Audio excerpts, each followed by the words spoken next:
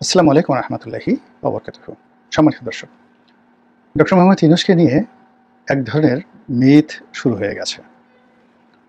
তাকে সকল বিতর্কের ঊর্ধ্বে রাখা হচ্ছে। এ যাবৎকালে সরকারের যত ব্যর্থতা এবং যত অপারগতা, সবকিছুর জন্য তিনি নিজে খুব সুকৌশলে নিজেকে সবকিছুর ঊর্ধ্বে রাখতে পেরেছেন, অথবা তার যারা মাস্টার মাইন্ড রয়েছেন।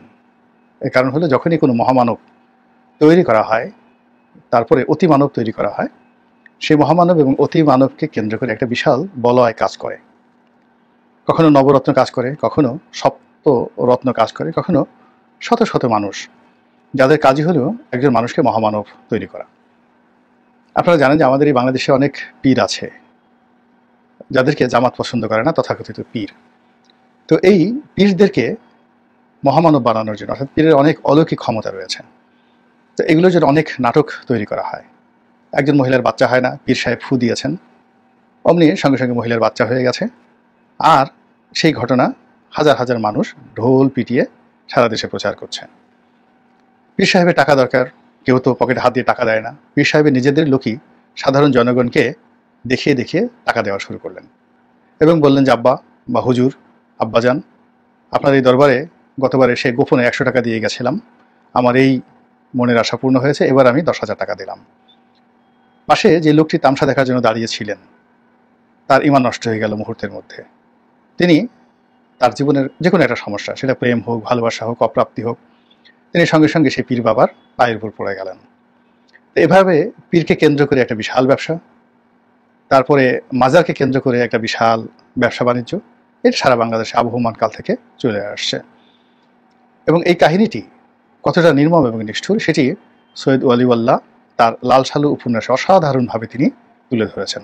এই লাল সালু, যেটার আবার চলচ্চিত্র হয়েছে, সেটাও মোটামুটি সুন্দর হয়েছে।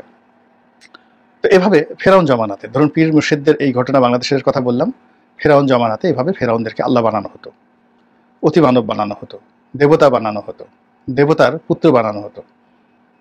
তারপরে মিশরের পরে আপনি যদি ধরেন পারস্য, সেখানেও সেই প্রাচীন জমানাতে তাদেরকে আল্লাহ বানানো হতো।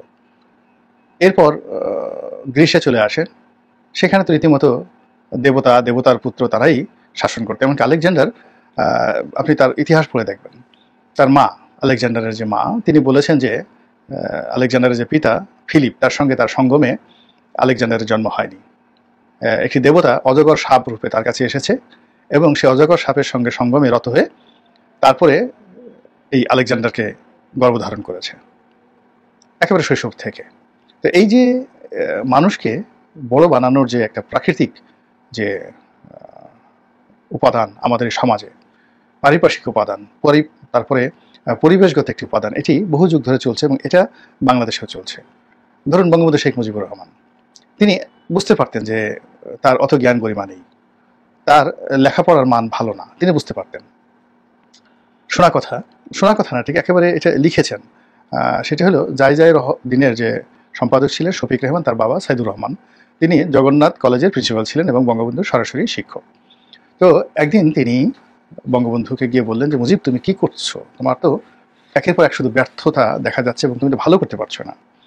তখন তিনি খুব দুঃখ করে বলছেন যে, স্যার, আপনার মনে আছে যে আমি যুক্তিবিদ্যাতে কত পেয়েছিলাম? বলে যে, না, মনে নাই। তো উনি বললেন যে, আমি এত নম্বর পেয়েছিলাম, ফেল করেছিলাম। তো যে ছাত্র যুক্তি মানে না, যুক্তি বুঝে না এবং যুক্তিবিদ্যায় ফেল করে, তো তার কাছে আপনি এসে তার কি ভালো শাসন আশা করতে পারেন?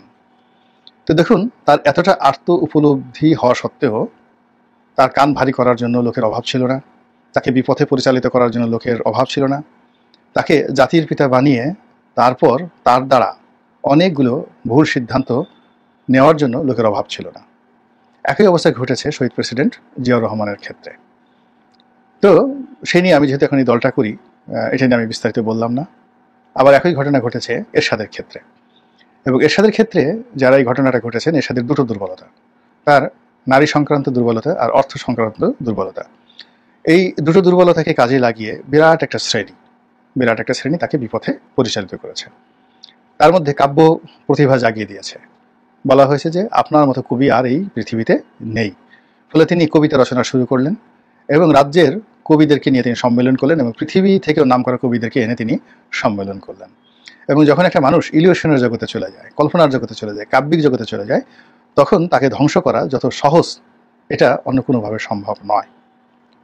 তো এই যে ধারাবাহিকতা, সেই ধারাবাহিকতা বেগম জিয়াকে বিভ্রান্ত করা হয়েছে, শেখ হাসিনাকে 15 বছর ধরে বিভ্রান্ত করা হয়েছে, তিনি নিজেই বিভ্রান্তির মধ্যে ছিলেন, তার সঙ্গে এমনি নাচুনি বুড়ি, তার উপর আবার ঢোলের বাদ্য। তো এক ঝাঁক দুষ্ট বদমাশ লোকদেরকে তিনি পেয়ে গেছিলেন সাহায্যকারী হিসেবে, তোষামতকারী হিসেবে, দালাল হিসেবে। তারপর আরও অনেক যারা শেখ হাসিনাকে সর্বনাশ করে ছেড়েছে। ঠিক ওই মানুষগুলোর প্রেতাত্মা এখন বাংলাদেশে ঘোরাফেরা করছে জামাতকে নিয়ে, তারপরে ডক্টর ইউনূসকে নিয়ে, আর এই যে নতুন যারা ছাত্র এনসিপি তাদেরকে নিয়ে। এখন এনসিপির যারা নেতৃবৃন্দ তাদের কাছে গিয়ে বলার চেষ্টা করছেন যে যদি বাবুর 12 বছর বয়সে সিংহাসনে আরোহণ করতে পারে, যদি আকবর 13 বছর বয়সে দিল্লির সিংহাসনে বসতে পারেন, তাহলে আপনারা কেন পারবেন না? 1954 সনে বঙ্গবন্ধু 24 বছর বয়সে, 34 বছর বয়সে তিনি মন্ত্রী হয়েছেন। তারপরে তিনি যাকে বলা হয় আওয়ামী লীগের সেক্রেটারি হয়েছেন আরও অল্প বয়সে। তাহলে নাহিদ কেন পারবে না, শারজিস কেন পারবে না? এই কথাগুলো তাদেরকে বলা হচ্ছে।